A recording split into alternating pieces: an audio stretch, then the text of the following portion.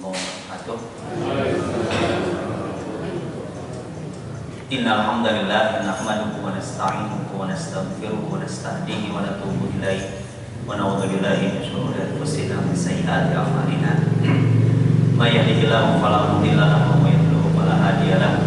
Asyhadu an la ilaha illallah wahdahu la syarika lahu wa asyhadu anna Muhammadan abduhu wa rasuluhu alladzi la nabiyya ba'dahu.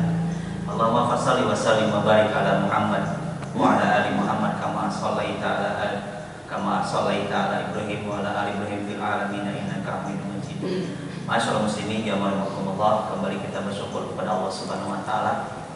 Alhamdulillah pagi hari ini di tanggal 2 bulan Rabiul Akhir 1443 Hijriah. Jadi kalau hitung mundur 5 bulan lagi kita bertemu dengan bulan Ramadannya Rabiul Akhir. Jumadil Ula, Jumadil Saniyah, Rajab, Sya'ban. 5 bulan lagi kita akan bertemu dengan bulan Ramadan. Semoga kembali kepada suasana yang dulu sebelum ada si corona datang ya. Iya, 2 tahun kita diacak-acak sama corona ya, sampai karpet digulung, belum sampai sekarang belum bergerak lagi. Ternyata pada saat dingin di ruangan imam, AC di sini doang yang hidup, luar di sana udah matiin aja dah. Saya mau listrik.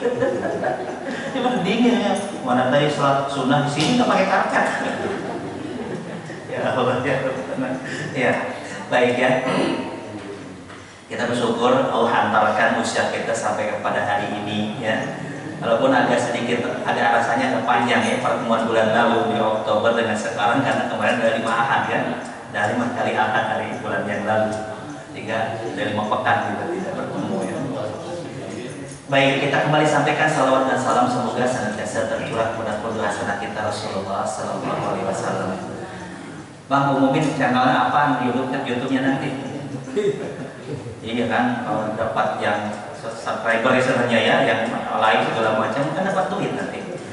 Ya jangankan kita kan masih butuh duit gitu. Itu menteri pada jualan tes PCR kan?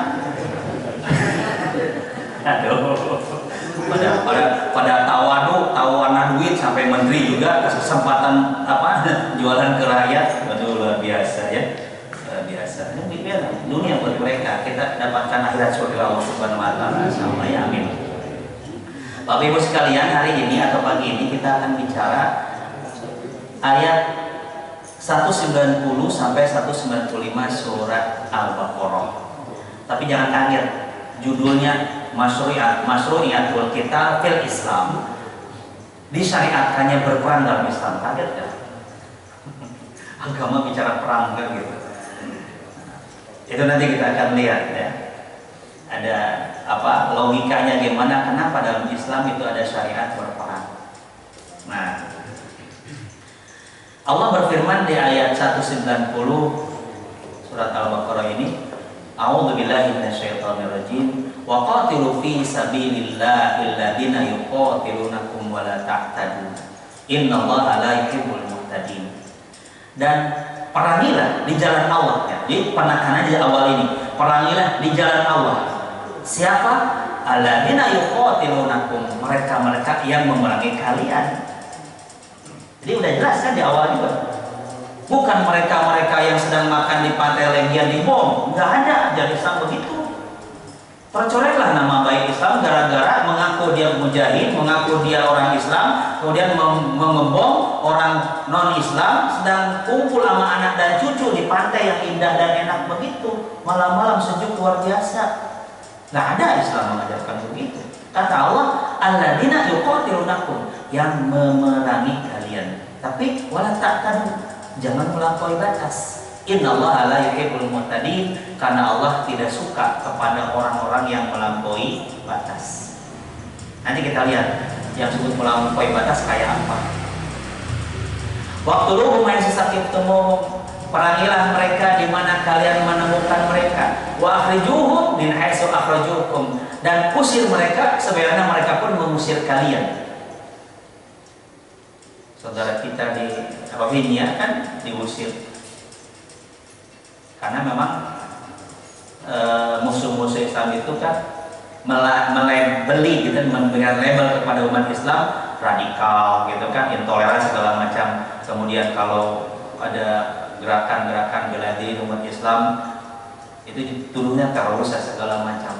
Akhirnya kan umat Islam hampir boleh katakan walaupun nggak semua tapi termakan oleh propaganda itu, akhirnya jadi lemah kan gitu, jadi lemah, nggak punya kekuatan.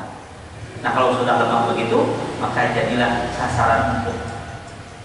Ya kan, kata Nabi bahwa nanti umat Islam itu seperti orang mengerubuti nampan makan bareng di situ. Kata para sahabat, amin qillah. Apakah gara-gara sedikit umat Islam saat itu? Enggak, banyak. Tapi gusaun kagusa isai, itu buih seperti buih di lautan. Nggak punya kekuatan, terombang-ambing kemana-mana, ngikutin arus ya yang ada di permukaan laut tersebut. Maka umat Islam zaman kita sekarang seperti itu, nggak punya kekuatan, ya kan, nggak punya kekuatan. Dan itu adalah penyakit yang kata Nabi, mereka itu banyak tapi kasrat tetapi lemah seperti buih di lautan. Kenapa demikian? Karena asobahumul wahn. Wahn itu apa? Hubbud dunya wa karahiyatul maut. Ya. Cinta dunia dan benci mati. Padahal seharusnya kita cinta mati gitu kan. Dunia ya kita ala kadarnya gitu. Jangan dimenci di dunia, di segalanya dicari sampai habis waktu gara-gara mencari dunia. Untuk akhirat kita nggak punya apa-apa. Ngeri bener ya. Ngeri bener. Bahkan seharusnya kita tanamkan dalam hati kita kecintaan penuh kepada Allah dan Rasulnya, karena kita akan mendapatkan kenikmatan iman di dalamnya. Kemudian kita yakini Allah itu zat yang maha sayang, lebih sayang daripada seorang ibu kepada atau terhadap bayinya. Kalau kita meyakini itu, kita akan rindu ketemu Allah dan ya sujud di hadapan Allah tiap waktu. Luar biasa. Betapa nikmatnya kita berhadapan dengan Allah dan mengatakan iyyaka na'budu wa iyyaka nasta'in. Ya Allah, kami hanya kepada Engkau kami beribadah dan hanya kepada Engkau kami memohon pertolongan. Kita kemana lagi kita? Ibadah kepada Allah, pertolongannya dari Allah buat kita semua untuk segala hal. Ya gitu. Nah, wal fitnatu asyaddu minal qatli. Suka disimpangkan maknanya, dan pemakaian juga suka salah memakainya. Wal fitnatu asyaddu minal qatli, dan fitnah itu lebih besar daripada pembunuhan. Fitnah yang mana? Pas keluar masjid sepatu saya hilang, siapa pak yang nyuri kan? Nah itu fitnah kan bahasa kita kan, menuduh orang yang tidak dia lakukan fitnah. Dalam ayatnya bukan begitu, kita salah make kadang-kadang. Fitnah yang dimaksud gambarannya begini, ini orang sudah akan masuk surga sebenarnya ketika berada di masjid, ketika berada di dalam ibadah sholat berjamaah, ketika sedang duduk di majlis taklim, tiba-tiba ada orang di luar teriak, bapak-bapak, ibu-ibu ngapain ngaji? No, di luar ada duit 1 juta, amplop tuh ambil semua, burai yang semua buyar. Itu fitnah tuh, gitu kan? Karena membuat orang yang asalnya calon surga, jalan yang benar yang sedang dia tempuh, ternyata menyimpang dan menjauhi jalan yang ini. Itu fitnah. Makanya pantas lebih besar dosanya daripada pembunuhan. Dibunuh kemudian hilang nyawa, masuk surga. Tapi ketika dia diubah akidah dan keyakinannya, walaupun tidak dibunuh, ingat dosanya lebih besar daripada membunuh dia. Coba kalau ditakdirkan itu busuk yang pindah agama dari Islam kepada Hindu, keluar dia, bapak-bapak, ibu-ibu, saudara muslim, saudara se-Indonesia, se-Nusantara, bahwa aku lebih nyaman loh dalam agama Hindu, masuklah ke sini kan gila dengan dibunuh, kata Al-Quran atau kata hadis Nabi, man badala dinahu faqtuluh, siapa yang mengganti agamanya bunuhlah dia. Jadi menghilangkan penyakit yang satu gitu kan, lebih baik daripada penyakit tersebut menyebar ke seluruh warga masyarakat yang imannya longgar, imannya mungkin tipis sehingga dia gampang pindah kepada agama yang lain. Nauzubillah gitu. Itu makanya katakan fitnah seperti itu. Wala tuqatiluhum fi dalam Masjidil Haram, jangan kalian perangi mereka di Masjidil Haram hatta yuqatilukum fi, sampai mereka memerangi di situ. Memang tanah haram yaitu Makkah, Masjidil Haram itu haram mengalirkan darah di situ. Tapi kalau ada orang memerangi kaum muslimin di situ, ya perangilah. Ya, kita tidak punya konsep seperti agama sebelah sana. Kalau ditempelin pipi kanan, kasih pipi kiri. Udah ditempelin, satu lagi tanggung. Ya, ngaco itu mah. Sunatullah kalau kita merasa ditindas, diserang, ditekan, ya dilawan kan gitu. Sekalipun di tanah suci. Fa in qatalukum faqtuluhum, jika mereka memerangi kalian di situ, maka perangi juga mereka. Kadzalika jazaa'ul kafirin, demikianlah balasan orang-orang kafir. Fa in tahu fa innallaha ghafurur rahim. Tapi kalau mereka berhenti tidak memerangi kalian, maka sesungguhnya Allah Maha Pengampun, Maha Penyayang. Qatiluhum hatta la takuna fitnah. Ya, dan perangilah mereka jangan sampai terjadi fitnah. Tadi fitnah itu kemusyrikan, kekafiran, penyimpangan, kemaksiatan jangan sampai merajalela di muka bumi ini. Perangi sampai itu hilang. Itu ikhtiar, walaupun Allah ternyata tidak berkehendak untuk menghilangkan kemaksiatan di muka bumi. Karena kalau kemaksiatan hilang di muka bumi, mungkin para ustadz diem, udah istirahat dan pensiun. Ngapain ceramah Pak Ustadz? Udah pada soleh semua. Ya kan? Apa yang Pak Ustadz datang subuh-subuh ke awal? Udah pada soleh orang awal itu, ya Allah soleh dan solehah. Umpamanya begitu. Kan karena adanya kemaksiatan ataupun penyimpangan, ketidaktahuan, ya perlulah dakwah. Ya kan? Nah, fitnah itu harus dihilangkan semampu yang bisa kita lakukan. Wa yakuna dinu lillahi, dan agama menjadi agama milik Allah. Jadi Islam itu wajib kaum muslimin menegakkan Islam, ya kan, dan membela Islam kalau ada yang memerangi Islam itu sendiri. Perintah Allah bisa kita rubah, nggak bisa kita ganti ya. Nah, fa in tahu, dan kalau mereka berhenti memerangi kaum muslimin, fala udwana illa 'alal zalimin. Tidak ada permusuhan sebenarnya kecuali orang yang berbuat zalim. Orang kafir, Yahudi, Nasrani diam kagak ngapa-ngapain nggak masalah. Tapi kalau dia berbuat zalim, menganiaya, mengusir, ya kan, membunuh, ya kita permusuhan itu kata Allah dengan mereka yang berbuat zalim itu. Nggak ada ajaran Islam. Umpamanya di dalam suatu wilayah, di situ ada banyak orang Muslim, di situ ada yang beda agama, disebut Ahlul Dhimmi kalau dalam kekuasaan Islam. Beda agama dengan kita, nggak ada pemimpin Islam mengatakan lu paksa kelompok itu masuk Islam, nggak ada. Pemimpin Islam itu harus mengayomi seluruh warga masyarakat dalam keimanan dan keyakinan apapun mereka. Makanya kan Gubernur DKI yang istilahnya meresmikan tempat ibadah orang Hindu atau apa, mereka mengatakan baru gubernur ini yang datang ke tempat ibadah kami untuk meresmikan tempat ibadah kami. Dan harus begitu pemimpin itu berdiri semua kaki semua warga. Dan tidak ada yang konsep seorang jadi pemimpin atau muslim, seorang jadi pemimpin dalam satu wilayah, tiba-tiba ada program gimana cara memaksa orang untuk jadi muslim. Nggak ada itu dalam konsep kenegaraan Islam. Karena ikrah fiddin, tidak ada paksaan dalam agama. Qad tabayyana rusdu minal ghayy.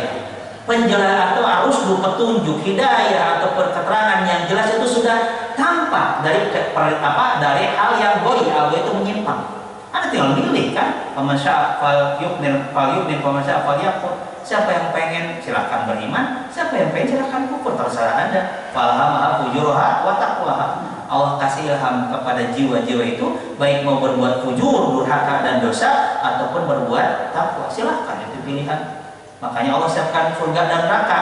Kalau milih jalan yang benar, surga lah bagiannya kan gitu. Kalau milih jalan yang salah, ya neraka. Kalau milih jadi mukmin, surga bagiannya. Kalau milih jalan kafir, maka neraka bagiannya. Udah selesai bagi Allah. Semua kita punya kebebasan memilih. Mau duduk hadir sholat jamaah terus ngaji di masjid ini, atau kita mau tidur leha-leha ngopi di rumah, terserah Anda. Itu pilihan jadinya ya. Jadi punya pilihan kita ya. Kemudian asyarul haram bisyaril haram wal hurmatu qisas. Bulan suci tentu dibalas dengan bulan suci. Maksudnya kalau bulan suci itu diadakan pelanggaran oleh orang kafir kepada kaum muslimin, maka dibalas pula di bulan tersebut. Wal hurmatu qisas, dan hurmat artinya batasan-batasan Allah kalau dilanggar ada qisasnya, ada balasannya. Famanitana alaikum fa'tadu alaihi bimisli ma tada alaikum. Kalau mereka berbuat pelanggaran kepada kalian, maka lakukan perbuatan seperti apa yang mereka lakukan kepada kalian. Wattaqullah, tapi ingat bertakwalah kepada Allah. Wa'lamu annallaha ma'al muttaqin, ingatlah kalian bahwa Allah, ketahuilah oleh kalian bahwa Allah bersama orang-orang yang bertakwa. Wanfiqu fi sabilillah, dan berinfaklah di jalan Allah. Wala tulqu biaydikum ila tahluka, dan jangan kalian campakkan diri kalian kepada kebinasaan. Wa ahsinu, dan berbuat baiklah. Innallaha yuhibbul muhsinin, sesungguhnya Allah mencintai orang-orang yang berbuat baik. Ayat-ayat ini punya makna yang luar biasa, nanti ya kita akan lihat. Nah, pertama bahwa Allah berfirman di ayat-ayat ini beberapa hal ya, yang kita bisa rangkaikan menjadi sebuah pemahaman yang utuh ya. Jangan sampai nanti kita salah dalam memahaminya, dalam menangkap ayat ini ya. Bahwa tujuan Alkitab atau berperang dalam Islam ternyata bukan mencari harta, bukan mencari kekuasaan, buat merebut tambang minyak gitu kan ya, ladang-ladang minyak kayak kelakuan Amerika yang menyerang Irak dan segala macam, kan tujuannya itu ya kan ya, boleh jadi mereka yasa kan, Irak mencaplok Kuwait atau wilayah yang dikuasai oleh Kuwait yang sudah ada minyak, dan Amerika datang soalnya pahlawan kan gitu. Padahal mereka ingin menguasai, cuman mereka kalah dan malu ya ketika di Afghanistan juga kalah total ya, Vietnam juga mereka kalah total, cuman nggak disebutkan karena yang punya media informasi kan mereka juga kan gitu.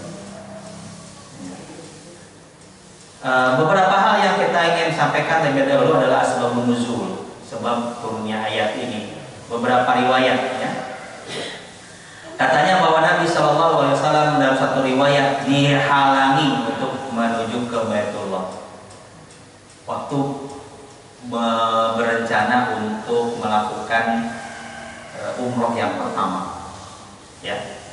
Akhirnya memotong hajunya, memotong sembelihannya di Hudaybiyah, gak sampai ke Mekah ya kan.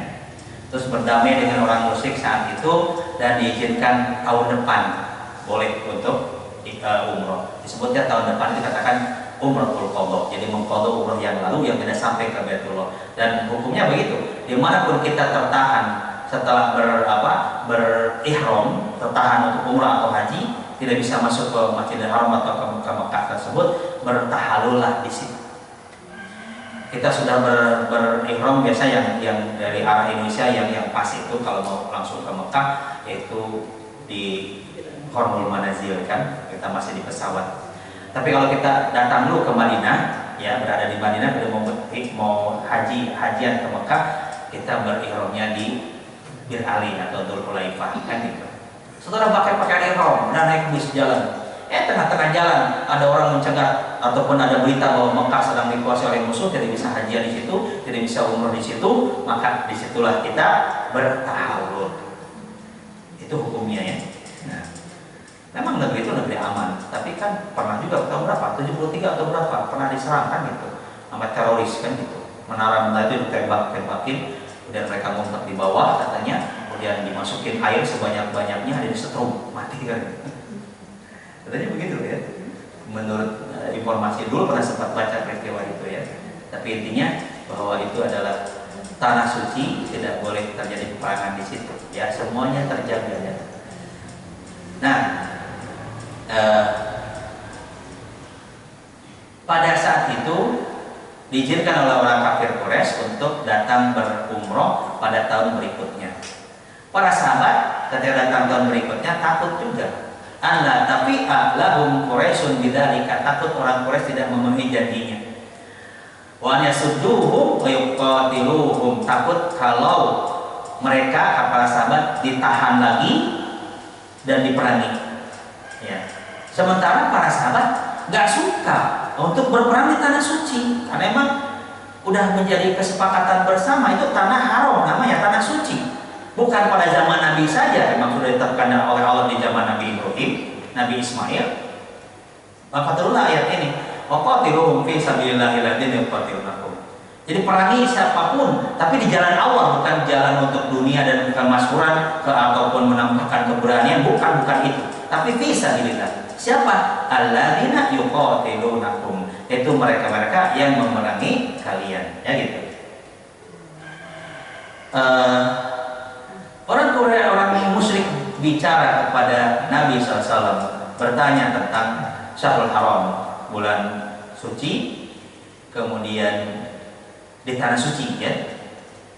Nanya mereka, anuhita an qitalina fi syahril haram, apakah kau dilarang untuk memerangi kami di bulan suci? Kita tahu bulan suci itu sekarang udah dibuat, ya. Bulan suci itu 1 Dzulqa'dah, 2 Dzulhijjah, 3 Muharram. Dan satu lagi terpisah nanti bulan ke berapa? 7, ya, bulan Rajab. Bulan habis Rajab kan Syaban, Ramadan bulan ke-9. Itu bulan yang diharamkan oleh Allah. Itu mungkin panjang banget itu perjalanan bulan itu dihormati oleh masyarakat dunia saat itu. Karena sebelum adanya bulan Masehi yang baru 2021 tahun yang lalu, baru itu lebih tua bulan Islam. Atau nih di sini dapat kalender Hijriah enggak? Jadi waktu nyetak di MUI udah saya suruh bagi-bagi ke masjid di Depok Jaya ini, ya. Nyetak nggak banyak, ya, waktu kemarin itu karena juga ada pandemi segala macam, tapi alhamdulillah ada yang nyumbang. Nyetak cuma 150 kalender, ya, jamaah kita di MUI, ya tidak, mungkin sekitar 60-an gitu kan, ibu-ibu. Sisanya bisa dibagi ke masjid-masjid, saya bilang. Kalau Anur baru dikasih kemarin, ini masih 42 sebenarnya kalender yang sama yang kita cetak. Ya Pak Ustadz belum punya, kita saya di grup. Mungkin ibu-ibu masih ada gak yang punya kalender sisa? Ada, kata seorang ibu. Kalau belum anterin ke Anur gitu. Atau di sini udah ada belum yang dari ibu misalnya? Kalau nggak nanti secara cari lagi, ya gitu. Ya, karena bulan itu bulan yang paling tua, sejalan dengan diciptakannya alam semesta ini. Buktinya apa? Firman Allah surat At-Taubah ayat 36. Inna iddatash syuhuri indallah isna asyara syahran fi kitabillah yauma khalaqas samawati wal ardh. Semuanya jumlah bulan insya Allah itu, gitu kan, dalam kitabnya di hari ciptakan langit dan bumi jumlahnya 12 bulan. Dari bulan Muharram sampai bulan Dzulhijjah. Minha arbaatun hurum. Di antara 12 bulan itu ada 4 bulan yang dikatakan bulan haram. Haram apa? Haram mengalirkan darah di bulan-bulan tersebut. Disepakati oleh orang kafir jahiliyah pun sama itu. Ya. Jadi bulan tertua. Yang nyomong lah Cina punya Tuhan tahun sampai 2550 sekian kemudian atau berapa tahun mereka sampai hari ini. Bulan Islam lebih tua daripada bulan-bulan mereka, cuman dengan istihad Umar penentuan tahun pertama ditentukan oleh beliau dan tentu disepakati oleh para sahabat saat itu, yaitu penentuan tanggal atau tahun pertama adalah tahun di mana Nabi hijrah. Tidak bukan tahun di mana Nabi lahir, tapi hijrah. Karena dimaksud hijrah adalah untuk membuktikan bahwa itu adalah perubahan dunia secara total. Ya kan, hijrah dari Makkah yang lingkungannya kafir musyrik kepada Madinah, di mana Madinah adalah negeri muslim yang Rasulullah rencanakan di situ. Nah, kata Nabi, iya dilarang. Wa aradu an yaqtaruhu fi syahril haram, mereka ingin menyerang kaum muslimin di bulan tersebut. Fayuqatiluhu fihi, dan mereka ingin memerangi Nabi pada bulan tersebut, maka turunlah ayat ini, asyahrul haram bi syahril haram. Kalau kalian muslimin diserang di bulan suci, di bulan Muharram atau Dzulqa'dah, Dzulhijjah dan Muharram, dan di bulan Rajab, maka perangi bulan itu juga, nggak masalah. Yang begini, perangnya berhenti dulu ya, antara bulan depan kamu akan menanya kalian, nggak usah lawan saat itu. Diizinkan sama Allah Pak, kan gitu ya. Kemudian ada lagi katanya ayat ini turun di Umratul Qadha, kata Ibnu Abbas.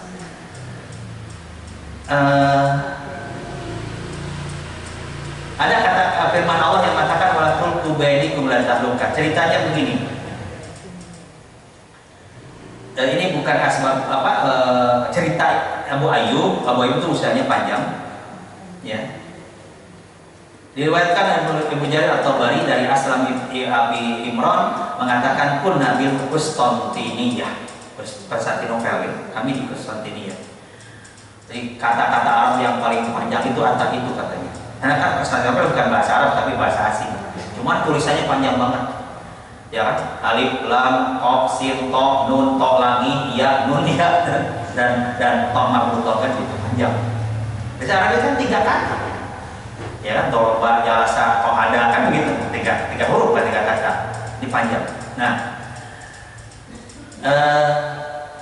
dan di Mesir itu ada gubernur namanya Uqbah bin Amir. Dan di Syam ada Fudalah ibn Ubaid, itu gubernur-gubernur di zaman itu. Maka keluarlah saf yang paling besar atau yang besar sekali dari orang Romawi. Maka kami pun bikin saf juga berperang ya. Wa hamila rajulun minal muslimin ala saffir rum hatta dakhala fihim fasahan nasu wa qalu subhanallah alqabid biyadihi la tahluka. Dari pasukan muslim ada penunggang kuda bawa senjata terus nerobos masuk ke pasukan Romawi. Di sini teriak, subhanallah, dia melemparkan dirinya kepada kebinasaan. Gitu teriaknya orang-orang sebelah sini, kaum muslimin. Abu Ayyub di situ. Kata Abu Ayyub, yang beliau menemani Rasulullah SAW, bahkan rumah beliau kan yang pertama kali tempati Rasulullah sebelum punya rumah di Madinah. Kata beliau, kata Abu Ayyub, ayuhan nas, innakum tata'awwaluna hadil ayah ala hadal ta'wil. Kalian mentakwilkan ayat ini pada takwil ini. Dianggapnya orang yang menembus ke tengah-tengah musuh, kemudian dia katakan membinasakan dia sendiri. Kata Abu Ayyub, ayat ini turun kepada kami orang Ansor. Karena Abu Ayyub orang Ansor ya, orang asli Madinah. Inna lama azzallahu dinahu wa kasra nasirihi qala ba'duna ili ba'din sirran duna Rasulillahi sallallahu alaihi wasallam. Jadi kita diberikan kemenangan, kita diberikan pertolongan dengan berbagai macam ghanimah dan harta yang masuk. Dan di antara kami bicara rahasia. Kamu dapat apa kemarin? Dapat ini. Kamu dapat ini. Ya kita pengen nata nih. Kalian dapat karpet, kalian pengen pasang di sana. Kami dapat, mungkin kalau bahasa kita ada hiasan dinding atau apa, kita pengen sering pasang. Itu bicara-bicara rahasia tanpa diketahui sama Rasulullah. Wa inna Allah qad azza al-Islam, dan Allah telah memuliakan Islam. Fa aqamna fi amwalina fa aslahna ma dha'a minha. Karena kalau kita menata rumah-rumah kami dari hasil ghanimah itu. Jadi timbul kecintaan kepada dunia. Itu. Sehingga pengen menata rumahnya dari hasil ghanimah selama peperangan sekian kali. Fa anzalallahu fi kitabihi yarudu alaina ma hamamna bihi. Dan Allah turunkan ayat ini ya, yang kami pengen melakukan tindakan-tindakan yang membuktikan kecintaan kepada dunia. Kayaknya pojokan rumah ini pantas ya kalau bikin taman, air terjun, kan begitu kan? Dan kita tuh duduk sampai ngopi depan rumah, di depannya ada taman kecil, kemudian ada air terjun, bunging gemericik air, itu enak banget kayaknya ya. Nggak salah itu, silakan aja. Tapi kalau itu mengakibatkan kita tinggalkan jihad, itu masalah di situ. Allah turunkan firman-Nya, wa anfiqu fi sabilillah, dan infakkanlah oleh kalian di jalan Allah, wala tulqu bi'aidikum ila tahluka, jangan kalian campakkan diri kalian kepada kebinasaan. Jadi harta yang kalian cintai, ingin ditata di rumah kalian, infakkan di jalan Allah, karena itu akan membuat kalian lemah ternyata. Hubbud dunya wa karahiyatul maut. Itu kata Abu Ayyub. Tahu peristiwa ayat itu turun kepada kami, khususnya kaum Ansor yang mendapatkan kemenangan demi kemenangan dan kekayaan. Nah, fakana at-tahluka, yang dimaksud at-tahluka adalah al-iqamah fil amwal, ngurusin harta. Wa islahuha, menatanya. Wa tarakna al-ghazwa, dan kami meninggalkan perang. Kenapa nggak berangkat perang? Sayang harta di rumah. Kenapa nggak berangkat untuk gini segala macam? Nah, saya beli kuda, saya beli senjata, udah di rumah saja. Itulah akan membinasakan kita. Jadi kalau kita meninggalkan jihad, maka Islam akan jadi lemah, karena umat Islamnya juga cinta dunia, boro-boro mau berangkat ke medan perang, duduk di rumah. Makanya infiru khifafan wasiqalah, begitu kan kata Allah, berangkatlah kalian dalam keadaan khifaf, ringan, atau dalam keadaan berat. Cerita Abu Thalhah tuh yang mungkin pernah saya ceritakan. Abu Thalhah itu juga termasuk usianya panjang pula. tahu apakah peristiwa ini ataupun peristiwa mana Abu Thalha, tapi ada penggalan cerita Abu Thalha ketika baca surat At-Taubah ayat 41 kalau tidak salah ya. Jadi berangkatlah dalam keadaan ringan, dalam keadaan berat, baik dalam keadaan mudah, enteng jalannya, apapun sudah tua, pokoknya berangkat fisabilillah. Abu Thalha bilang, anak-anakku siapkan peralatan perang, kuda segala macam siapkan. Kata anak-anaknya udah pada besar, dewasa. Wahai ayah, kan ayah udah berperang bersama Rasulullah, ayah berperang bersama Abu Bakar, lalu berperang bersama ayah berperang dengan Umar. Maka kita nih anak-anak sekarang gilirannya enggak, kata Abu Thalha, siapkan semua, disiapkan. Berangkat. Ternyata berangkatnya lewat laut. Dan diceritakan Abu Thalha meninggal di atas perahu bersepuh. Beberapa riwayat sampai katanya hadisnya saking tambah panjang itu kan disingkat dulu nih kalau mau ngomong. Ini siapa tahu orang udah tua, gitu kan? Kemudian itu cerita yang menonjolnya bahwa di atas perahu berjalan tuh atau berlayar ataupun melaju ke perahu 9 hari 9 malam mencari daratan untuk menguburkan jenazah Abu Thalha. Baru 9 hari 9 malam bertemu dan baru dikuburkan, dan ternyata jenazahnya tidak berubah. Itulah memang jasad para syuhada itu nggak dimakan bumi sebenarnya. Buktinya waktu digalinya kuburan Uhud yang kita sering ziarahi itu bukan di situ asalnya, lebih dekat kepada posisi gunungnya, gunung yang besar tuh di belakang, di sampingnya itu. Itu dipindahkan, dan waktu pindahin semuanya utuh jasadnya. Karena ternyata orang pasukan Uhud juga sudah hilang atau bersih dari orang munafik. Di Badar nggak ada munafik sama sekali. Di Uhud yang jumlahnya asalnya 1000, si Abdullah bin Ubay bin Salul itu kan mempengaruhi, rumah kita di Mekah di Madinah itu kan aurat, artinya terbuka, kita jaga yuk. Hanya 300 orang mundur lagi balik ke Madinah dengan alasan rumah kami aurat.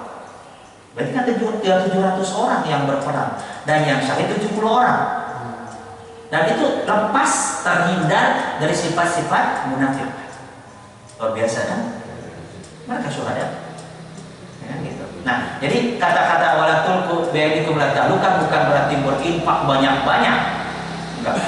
Jadi alhamdulillah di-sharekan di grup kita awal ada Jumat berkah luar biasa Ibu, alhamdulillah itu satu langkah yang baik, positif ya. Kita berinfak, berderma, sedekah silahkan sebanyak-banyaknya.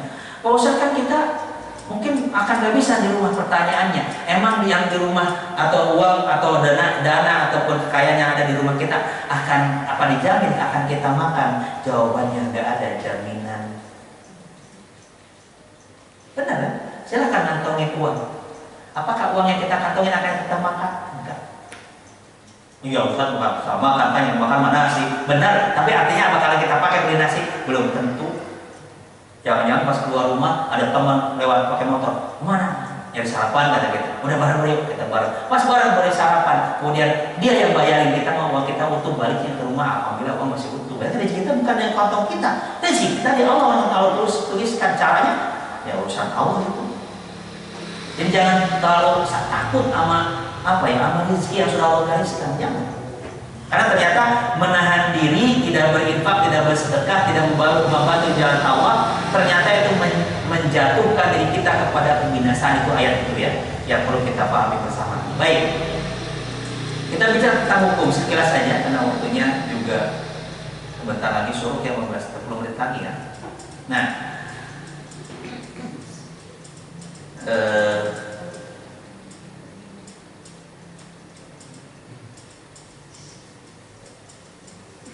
ya, ini keindahan redaksi Al-Quran itu luar biasa.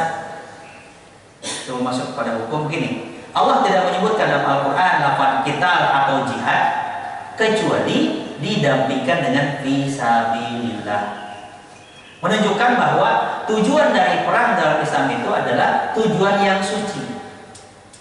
Ya, apa itu? Ilah kalimatillah, mendekatkan kalimat Allah. Jangan sampai kalimat Allah dikalahkan sama kalimat-kalimat yang lain.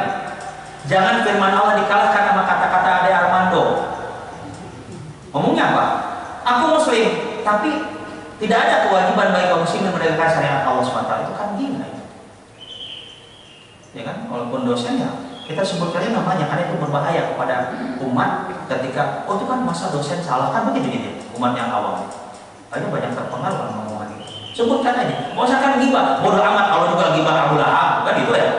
Abu Lahab disebutkan, bahkan dibaca terus dan jadi ibadah kita menggibah Abu Lahab.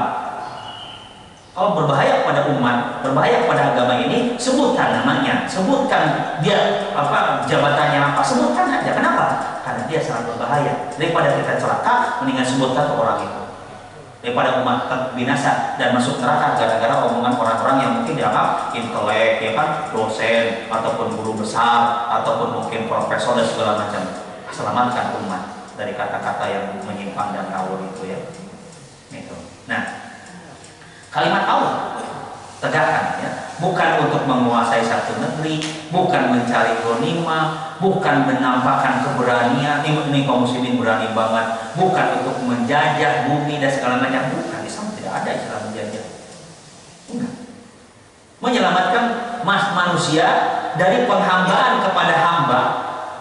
Karena hamba itu bisa manusia, bisa malaikat, bisa batu, bisa apa, bisa matahari, bisa bintang, banyak menyembah itu kan. Menyelamatkan manusia dari menyembah kepada hamba untuk menyembah kepada Tuhan hamba Allah Subhanahu wa taala. Itulah fungsi dakwah dan fungsi jihad di dalamnya. Nah, nggak ada kaitan dengan dunia, ketenaran juga, ya. Nah, itu. Kemudian yang aturan yang Nabi berikan kepada para sahabat saat itu untuk aturan dalam berperang kan luar biasa pula ya gitu. Itu kaitan dengan bahwa tidak boleh dalam perang, sekalipun kata-kata perang itu tidak boleh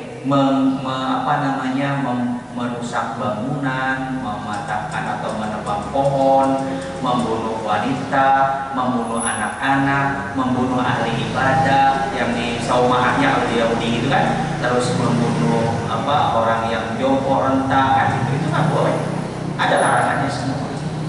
Nah, makanya punya nilai yang luar biasa di dalam Islam namanya mujahid itu.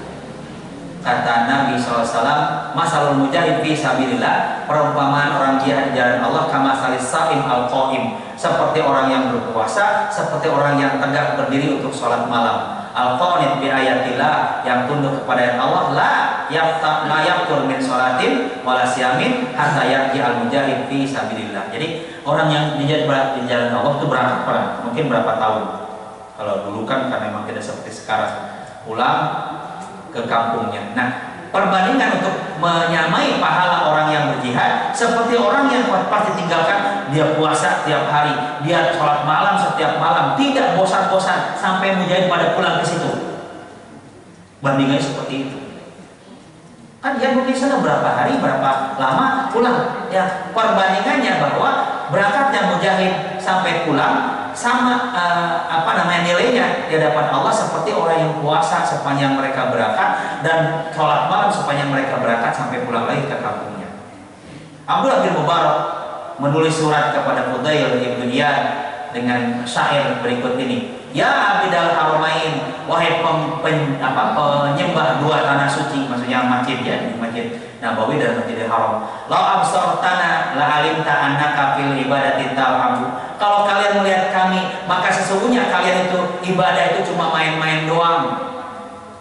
Man kana yaqdubu khadduhu bidumuhi, siapa yang bercucuran di atas pipinya air matanya, panuhuruna bidimaina tatakhaddahu, leher kami dengan darah-darah kami mengucur darahnya. Aukana yut'abu khaliluhu fi batilin fa khailuhu fi batilin wa khuyuruna yawma sabihati tat'abu. Yang kudanya capek karena untuk perkara batil, kuda kan ditunggangi mungkin untuk perkara batil, datang ke sini main-main gitu kan. Sementara kuda kami, mereka itu di setiap pagi adalah mereka capek dalam berperang dengan Allah Subhanahu wa taala. Nah, ketika baca syair ini dari Abdullah bin Mubarak, Fudail yang ada di tanah suci meneteskan air mata. Eta yang disono lebih mulia daripada yang tinggal di Masjidil Haram. Di sono bukan meneteskan air mata, tapi meneteskan darah di leher-leher mereka. Makanya kata Nabi SAW, qatrotani la tajdami'ani fi jahannam ma'bubari jahannam. Dua tetes yang tidak akan bertemu dengan debu jahanam. Debu jangan ketemu apalagi jahanamnya. Apa itu? Qatratu dumu'in min khasyatillah. Tetesan air mata, kita ingat kepada Allah, kita meneteskan air mata karena takut oleh Allah, itu tidak akan bertemu tetesan air mata itu dengan gubali jahanam, dengan debunya jahanam. Kedua, wa qatratu damin fi sabilillah. Tetesan darah dari Allah itu tidak akan bertemu dengan debunya jahanam. Tapi semuanya asal dilakukan dengan ikhlas kepada Allah Subhanahu wa taala, kan itu. Baik, singkat saja. Kapan diwajibkannya perang? Baik kaum muslimin, para ulama sepakat bahwa sebelum hijrah tidak disyariatkan perang. Gak ada, ya kan? Tapi ketika hijrah dan di tahun kedua, itu juga di bulan Ramadan, gitu kan? Maka ada syariat perang. Yang berselisih tentang ayat mana sih yang awal turun ataupun yang membuktikan diizinkan perang, ya sebenarnya pertama kali diizinkan pada perang Badar dengan kata-kata udhina lilladina yuqataluna bi'annahum dulimu. Diizinkan bagi mereka yang diperangi karena mereka itu didolimi, diizinkan berperang melawan, itu perang Badar. Tapi berikutnya kan di ayat ini perintah langsung faqatilu fi sabilillah. Apa agama begini radikal? Karena ternyata kan bukan memerangi orang yang lagi makan, lagi rekreasi, enggak ada itu. Yang diperangi alladzina yuqatilunakum, yang memerangi kalian. Mana agama yang radikal? Jangan terkecoh kita dengan propaganda musuh yang ingin melemahkan Islam dan kaum musliminnya. Nah, kemudian kenapa? Pertanyaannya, di Makkah sebelum hijrah, apa hikmahnya belum disyariatkan perang, ya? Di masa tersebut, pertama, Muslim di Mekah masih kecil, itu satu, masih sedikit jumlahnya. Jadi mereka itu belum punya kekuatan di tengah-tengah masyarakat kafir, belum ada kewajiban berperang. Di situ diperintahkan untuk bersabar. Itu pelajaran pula, karena orang Mekah itu punya izah. Walaupun jahiliyah ada izah. Kalau ada musuh ya langsung diperangi aja. Itu. Nah, kaum muslimin oleh syariat ini diperintahkan untuk tidak berperang dulu, kan gitu. Dan ini untuk melatih diri kaum muslimin saat itu, karena orang Arab punya sifat sebab untuk bela izzah. Makanya kenapa ada adat mengubur anak perempuan hidup-hidup? Kenapa? Alasannya takut air, takut malu kalau anak kita, keponakan kita di saat nanti berperang, karena mereka hidupnya nomaden itu kan, pindah-pindah satu tempat gembalakan ternak sampai pindah ke tempat lain. Kalau ada itu penguasa diserang, diperangi kan itu. Kalau kalah boleh jadi diculik anak kita, diperkosa anak kita, cucu kita ataupun keponakan kita. Mendingan sekarang daripada malu nanti, kubur aja sekarang hidup-hidup. Itulah jahiliyah, kan gitu. Nah, berikutnya hikmah yang didapatkan bahwa orang muslim itu yang masih di Mekah hidup bersama keluarga yang masih kafir. Kalau disyariatkan di Mekah kira-kira apa? Anak yang masuk Islam bunuh bapaknya di dalam satu rumah, kan gitu? Atau ayah membunuh anaknya kalau masuk Islam di dalam satu rumah, kan gak logis ya? Makanya di Mekah gak ada kewajiban perang, belum diizinkan oleh syariat. Tapi ketika sudah sampai di Madinah, maka itu diizinkan dulu ya, di dalam ayat 39 surat Al-Hajj. Udina lilladzina yuqataluna bi'annahum zulimu. Diizinkan oleh Allah bagi orang yang diperangi karena mereka terdolimi untuk berperang. Wa innallaha 'ala nasrihim laqadir. Sesungguhnya Allah untuk menolong mereka adalah Allah Maha Kuasa. Ya. Berarti yang benar dari ayat yang pertama kali turun tentang berperang adalah surat Al-Hajj ayat 39, itu baru izin, berarti kan boleh, belum perintah, ya. Kemudian turun ayat Al-Baqarah ini membuktikan bahwa di awal merupakan izin, tapi berikutnya merupakan perintah dari Allah Subhanahu wa taala. Jadi nggak salah kalau kita punya kegiatan anak-anak sekolah belajar memanah, ada hadisnya, belajar naik kuda ada hadisnya, belajar berenang ada hadisnya. Perintah Nabi langsung. Kalau masalah persiapan fisik, persenjataan segala macam, ayat yang bicara Al-Anfal ayat 60 kan, wa'idulahum masatatu min quwwah, persiapkan oleh kalian, ya kan, semampu kalian dari kekuatan, ya. Wa min ribatil khayl, dan dari kuda yang ditambatkan. Jadi ada perintah Allah. Jadi kalau di Depok 1 ini punya, di tiap rumah punya ada kandang kuda segala macam, silahkan. Cuman tetangga pasti ngamuk. Ya iyalah, kan gitu kan. Tapi nggak salah kita punya kuda di mana, di Ciawi sana saya punya ladang, ada kandang kuda untuk berlatih kuda, nggak masalah, silahkan. Karena ayatnya bunyinya begitu. Dan kuda itu terus jelas akan lebih baik daripada tank baja, lebih baik daripada motor, daripada mobil. Kan tank baja perlu bensin ataupun perlu solar atau apa. Mobil juga sama, habislah solarnya nggak bisa jalan. Coba kalau kuda jalan ya ke bukit segala macam, dia tinggal nyari rumput. Jadi perang pakai kuda itu adalah perang yang akan abadi sampai hari kiamat. Ya. Makanya ayat pun membicarakan masalah itu. Jadi mempersiapkan kekuatan perintah Allah. Nabi pun mengatakan, alimu auladakum asibah wa rimaya wa rukubal khair. Ajari anak kalian berenang, memanah, dan naik kuda. Hadis Nabi. Cuman kalau yang begitu curigain dulu nih sama kafir-kafir komunis itu ya. Oh itu teroris. Coba yang paling gak enak itu katanya kalau yang namanya calon-calon teroris itu yang hafal Quran gitu kan, dan yang good looking, yang ganteng-ganteng itu katakan calon teroris. Ya Allah ya Allah. Astagfirullahaladzim, ya, keterlaluannya gitu. Kemudian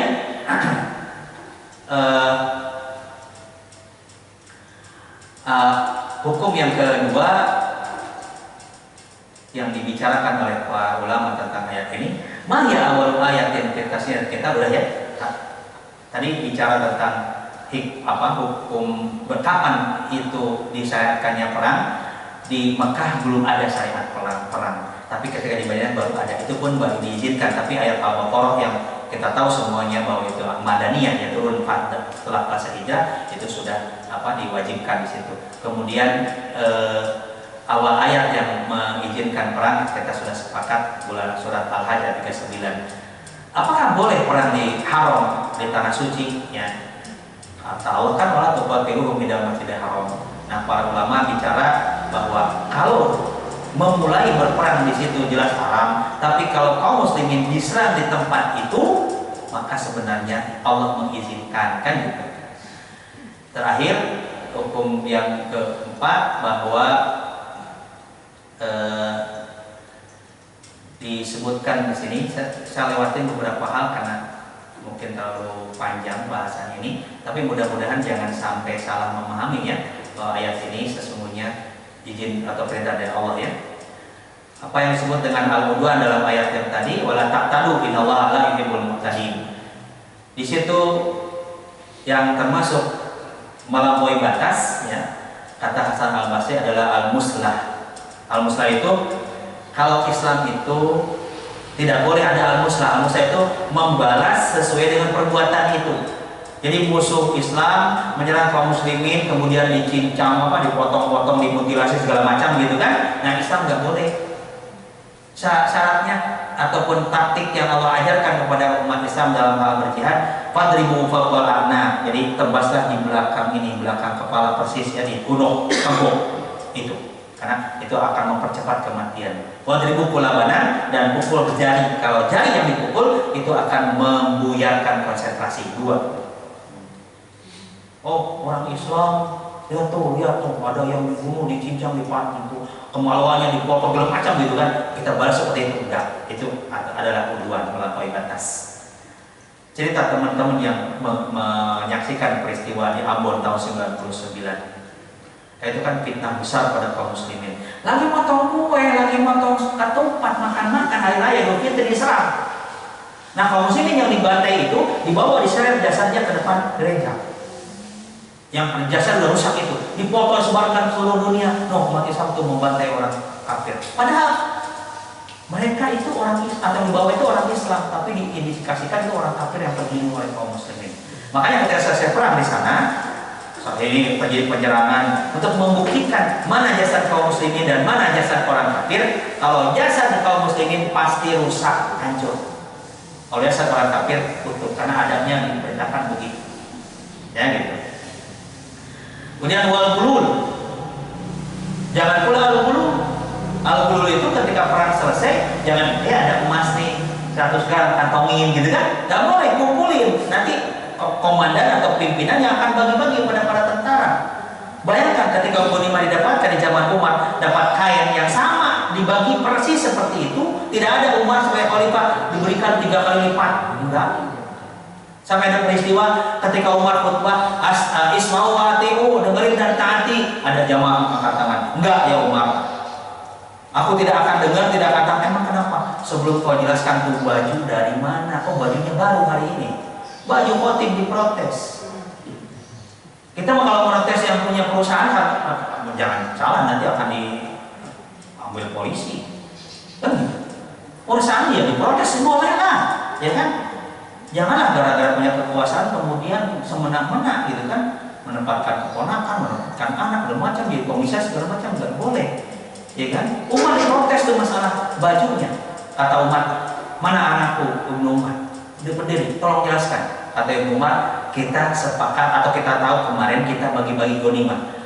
Saya dapat bagian baju yang tidak cukup untuk dipakai untuk satu baju gamis panjang. Ayah saya juga sama, pada khalifah. Kalian juga sama itu. Nah, karena melihat baju bapak saya compang-camping, maka bagian saya hadiahkan kepada bapak jadi baju sekarang yang dipakai. Keren kan? Ada unta gemuk-gemuk. Ini enggak pemimpin yang benar ya? Ada unta gemuk-gemuk, ditanya itu unta siapa? Unta anakmu Abdullah bin Umar. Panggil anaknya. Abdullah, kamu jual unta itu sekarang. Selama ayah jadi khalifah, kamu tidak boleh melihara apapun. Ya bukan dititipin. Soalnya ada perusahaan lo bakalan gede duitnya karena musim COVID-19 ya, itu jualan masker gitu kan, jualan PCR gitu kan, jualan swab segala macam. Bakalan untung gede itu kamu di situ komisaris kan gitu. Nah begitu Umar mah. Jual dulu tuh unta. Kalau aku sudah tidak jadi khalifah, silakan kamu melihara apapun, nggak apa-apa. Karena gara-gara kamu anakku sebagai anak khalifah, orang memperhatikan unta-untamu jadi gemuk. Sampai urusan begitu aja Umar tidak mau. Keren kan? Kita rindu memimpin seperti itu. Ya kan? Bukan pemimpin yang membicarakan rakyat. Ya gitu. Jadi nggak boleh ada gulul, nggak boleh ada pengkhianatan dalam berperang. Tidak boleh membunuh wanita, tidak boleh membunuh anak-anak, tidak boleh membunuh orang tua sepuh. Ya, alladzina la qudrata lahum ala qital, yang tidak ada kemampuan berperang. Dan termasuk di dalamnya tidak boleh membunuh ar-rahban, rohib-rohib, pendeta-pendeta yang hidupnya khusus beribadah kepada Allah. Tidak boleh membakar pohonan, tidak boleh membunuh hewan, gitu kan? Ya, tanpa ada kemaslahatan pada hewan yang untuk masalah untuk makannya para tentara ya disembelih lah, nggak masalah. Fakulu hada dakhilun fi nahi, itu semua termasuk dalam larangan. Itulah yang dimaksud dengan udwan. Tidak boleh, Islam mengajarkan seperti itu. Ya, jadi kembali kita yakini Islam adalah agama yang sempurna, dalam segala aturannya paling sempurna, nggak ada tandingannya. Jangankan urusan aman, urusan perang pun ternyata ada adabnya, ada akhlaknya, ada aturannya yang lebih manusiawi dan lebih masuk logis di akal kita, insya Allah ya. Baik, itu mungkin yang saya sampaikan ya dalam kesempatan ini. Jangan kaget, jangan terprovokasi karena tidak diperintahkan untuk menyerang orang lagi makan-makan di pantai, enggak kan? Yang kita perangi, kata Allah, diizinkan mereka yang memerangi kita, dan itu tidak akan berakhir kecuali berakhirnya alam semesta dan kaum muslimin sudah tidak ada, baru berakhir. Jangan aneh. Setiap negara, wilayah, mau itu muslim yang minoritas, pasti akan dapat tekanan dan serangan, pembantaian dan pembunuhan. Dan kalau di negeri yang mayoritas, maka dibikin kerdil walaupun mayoritas. Makanya kita hidup di negeri ini yang mayoritas berasa minoritas. Ya kan gitu? Kita nggak punya kebebasan, haji aja udah nggak bisa karena duitnya nggak ada. Ya kan? Oke gitu. Baik. Mungkin 10 menit ke depan boleh kalau ada yang mau bertanya ya. Ini tema ini saya mikir dulu, sampaikan apa kagak ya. Tapi kan bukan tipe, saya bukan tipe milih-milih ayat supaya jamaah pada senang, enggak, saya nggak mau. Sampaikan aja. Walaupun pahit rasanya kan, kulil haq walaupun namur, katakan yang hak itu walaupun rasanya pahit. Dan saya lewati surat tentang ayat tentang kewajiban saum, kan itu banget dibahas. Itu kan tentang ayat ahkam ya. Ayat yang berbicara tentang hukum, tapi saya tidak bahas ya. Ayat 183, saya langsung ke ayat 190. Baik, itu untuk sementara. Terima kasih. Assalamualaikum warahmatullahi wabarakatuh.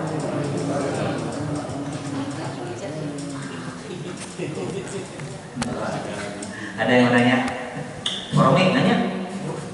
Oh gitu. Diwakilin ya, diwakilin. Jadi pertanyaan ada 8 pertanyaan, lo wakilin. Assalamualaikum warahmatullahi wabarakatuh. Jadi menarik mengenai masalah perangilan mereka yang ingin melemahkan agama Allah. Dan perang itu sesuai dengan izin Allah atau tata cara Allah itu sendiri. Tadi Ustaz memberikan sejarah ya garis besar perang itu saat itu kalau kita perhatikan bahwa yang dijelaskan adalah perang secara fisik. Ya tentu ada alat perangnya ya. Nah untuk kondisi saat ini perang yang dihadapi oleh umat Islam itu perang non fisik. Tadi sudah Ustaz jelaskan ya bagaimana seorang profesor yang tentu punya masalah yang menjelaskan bahwa syariah itu berbahaya dan pernah juga dikatakan bahwa itu syariah itu adalah racun. Nah ini yang celakanya juga beberapa ulama-ulama besar banyak juga melakukan pelemahan-pelemahan, artinya perang ya terhadap ini. Nah kalau kita perhatikan bahwa yang diserang ini sebenarnya masalah akidah ya. Iya. Ya kalau kita lihat bagaimana Ustaz yang ini bahwa ya Nabi itu ya pernah murtad. Khadijah itu adalah keluarganya adalah keluarga dari Yahudi ya dan macam-macam. Nah untuk kondisi seperti ini kira-kira karena ini perang bukan lagi perang fisik, kira-kira peranan apa yang harus kita lakukan. Nah saya ada kelemahan Ustaz ini mungkin hanya saran. Nah baiknya barangkali ya ulama yang punya legalitas kuat, misalnya Armando Muhakim ini dia harusnya membuat suatu fatwa bahwa apa yang dikemukakan oleh saudara profesor ini tidak benar dan haram diikuti dan haram didengar. Nah ini yang tidak dilakukan pada dia. Ya ulama-ulama, hanya beberapa ustaz-ustaz yang ini yang memang yang banyak benci. Saya kira saya kira penyesalan. Kemudian yang kedua, ini ada pertanyaan tadi kita tadi. Ini juga ada beberapa ya atas nama toleransi. Nah ini saya mau tanya. Di dalam ya beberapa kegiatan-kegiatan itu ada salam Ustaz ya. Orang-orang Ustaz bahkan beberapa ulama. Salamnya digabung-gabung Ustaz. Contoh salam budaya Om Santi Om Santi Santi.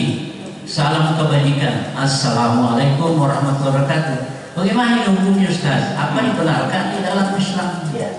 Saya kira itu dua Ustaz. Assalamualaikum warahmatullahi wabarakatuh. Baik, saya jawab dulu ya. Bahwa yang namanya as-sirah itu udah istilah dunia, pertentangan bainal haqqi wal batil, antara al-haq dan batil itu akan terus berjalan sejalan dengan keberadaan manusia dan lawannya yaitu iblis dan setan.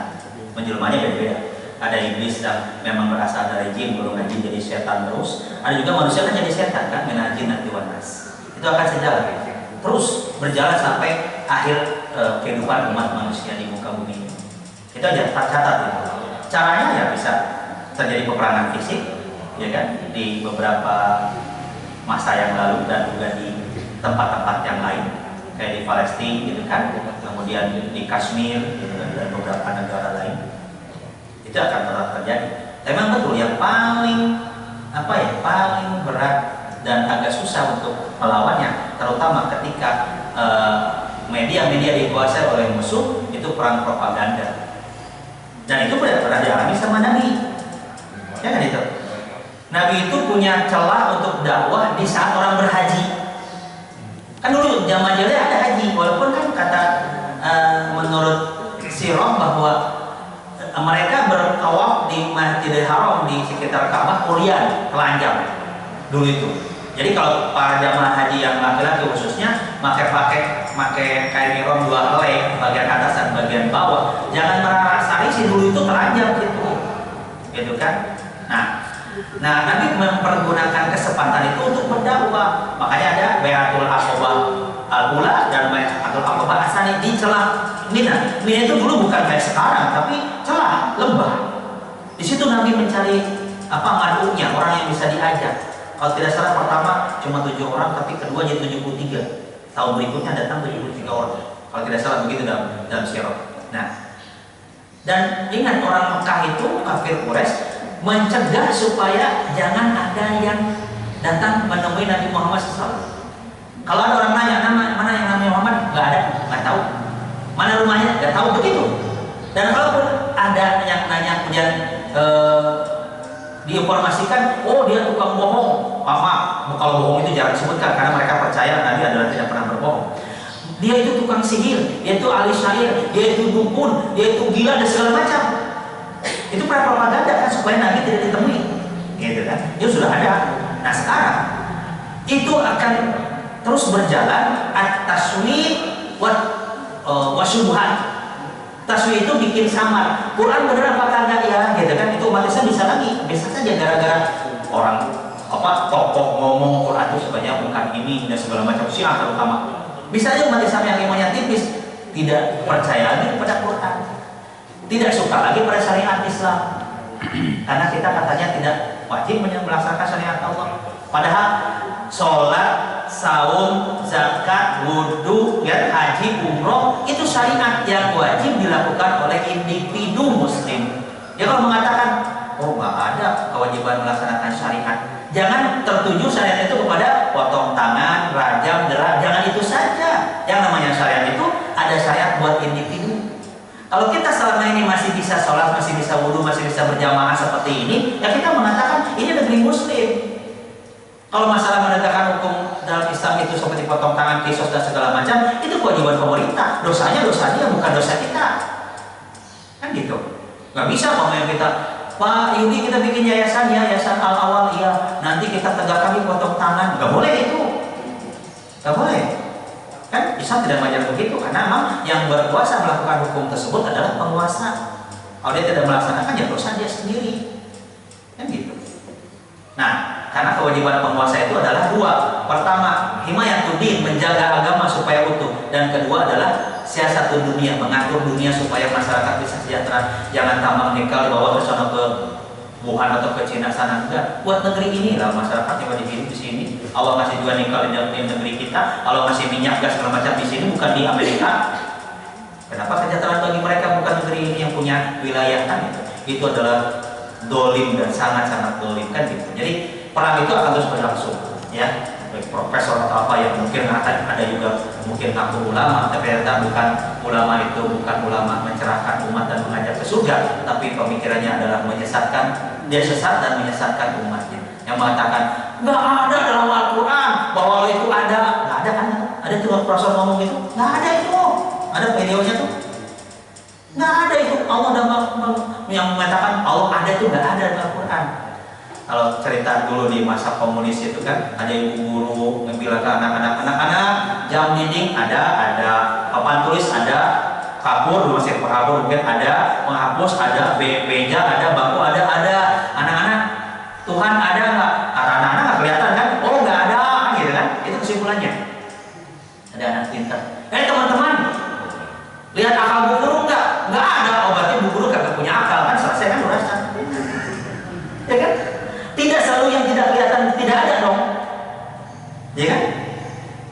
Jangan dikatakan begitu. Itu logika terbalik atau logika yang menyesatkan sekali kan gitu. Nah kan memang Allah sudah atau Rasul sudah mengatakan nanti satu saat Islam itu tidak tersisa kecuali namanya doang. Banyak yang muslim tapi nggak tahu Islam kayak apa. Yang kedua, Quran tidak tersisa kecuali tulisannya saja. Makanya tulisan yang ini dihafal-hafalkan ya. Yang sampai cuma tulisan doang, tontonan doang, bukan tuntunan kan gitu. Kemudian masa diujuruhum amirah, masjidnya ramai tapi korobun bilang udah kosong di petunjuk. Ngapain di masjid? Cuma sholat berjamaah doang, kemudian nggak ngerti Islam cuma itu doang, menggugurkan kewajiban aja dah. Ngaji cuma itu ke situ ya, dari zaman Belanda datang ke sini sampai sekarang yang dikaji ya yang dibaca doang, bukan dikaji. Yasin lagi. Kenapa? Asofat berikutnya kakak dibahas, kemudian belakangnya tidak dibahas pula. Ayat pertama, surat pertama nggak dikaji, ayat terakhir nggak dikaji, semua dikaji karena Quran tidak dipisah-pisahkan sama Allah. Bukan kita benci pada ayat Yasinnya, tapi Quran itu utuh 114 surah. Pantesan bodoh terus karena itu kita cuma bacanya doang, bukan dikaji itu ayat. Kita gampang dibodohi. kan gitu. Nah, ulama atau apa ulamanya di saat itu adalah syarru man tahta adimis sama, adalah kelompok yang paling jahat yang ada di tengah-tengah atau di bawah kolong langit. Ngeri kalau ulama begitu. Makanya kan ada istilahnya yang populer itu, ada ulama langit yang memang yang diharapkan dari langit Allah SWT, ada ulama duit, kan? Ada ulama tulus dakwahnya karena Allah, ada ulama nyari fulus, bahaya tuh. Dan ternyata begitu. Ulama yang kayak apa? Ya dekati penguasa, nanti dapat duit sekian triliun kan gitu. Luar biasa alhamdulillah. Makanya itu harus kita hati-hati gitu ya. Nah, propaganda itu akan terus berjalan, gak akan habis-habisnya, sejalan dengan masih adanya setan, iblis dari golongan manusia dan juga golongan jin, pasti akan ada. Masalah tadi ucapan salam lah dalam beberapa forum gitu kan ditambah-tambahin ucapan umat ini. Kalau kita sebagai yang menyampaikan di forum tersebut, di situ ada orang Islam dan di situ ada orang non Islam, ya cukup. Assalamualaikum yang kita tunjukkan kepada kaum muslimin yang ada di situ. Cukuplah. Apa jadi ditangkap kita gara-gara tidak mengucapin salam sejahtera, tidak mengucapin om santi om, nggak tahu saya gitu. Kesannya kalau orang tua yang hadir takutnya om dan mereka juga om gitu. Jangan bilang Hongkong dah. Bapak udah metik ya? Apa metik tanpa gigi? Mobil metik kan tanpa gigi, motor metik kan tanpa gigi, gas doang langsung jalan sama rem. Ya, enggak. Islam tidak mengajarkan begitu. Kalau di situ ada orang Islam, bahkan minimal salam itu buat diri kita lah, ya gitu. Namun ketika bicara di forum yang nyampur gitu kan, ya sebenarnya sih bukan berarti harus toleransi itu mengucapkan salam yang sudah Allah perintahkan untuk ditinggalkan kan? Dan sama di jahiliyah ada kata-kata im sabahan, selamat pagi, im masaan, selamat sore. Maka Allah ganti dengan kalimat assalamualaikum, itu salamnya ahli surga, insya Allah. Salam dari malaikat, salam dari Allah, ya kan? Salam para nabi, para rasul, dan salam penduduk surga dengan kalimat assalamualaikum, kalimat tahiyatan min Allah kan, ucapan salam dari Allah Subhanahu wa taala, lebih mulia dan mudah kan. Dia tidak ada dari toleransi dong pakai salam itu enggak. Udah satu aja assalamualaikum yang menjadi keyakinan kita insyaallah. Ya. Baik, udah mau jam 6. Lama kita ngomong. Gak apa-apa, mudah-mudahan menjadi berkah buat kita semua ya. Tambahan ilmu, tambahan pengetahuan, dan juga untuk menjadi semangat kita tetap berada dalam Islam. Dan semoga Allah jaga selalu kesehatan kita. Saya kemarin hari Selasa kalau tidak salah ketemu dengan Pak Lurah pas kebetulan lebaran. Bagaimana Pak Lurah di Depok Jaya ini? Udah bersih alhamdulillah Pak Ustaz. Depok Jaya tidak ada lagi kasus aminnya. Katanya saya bilang udah karpet pasang baru. Kalau COVID yang muncul di masalah di Dofret itu atau apa? Oh yang disalahin karpet sama AC? Enggak lah, pasang plastik dari selalu. Baik, saya kira itu sementara sekian dulu. Terima kasih. Aku melihat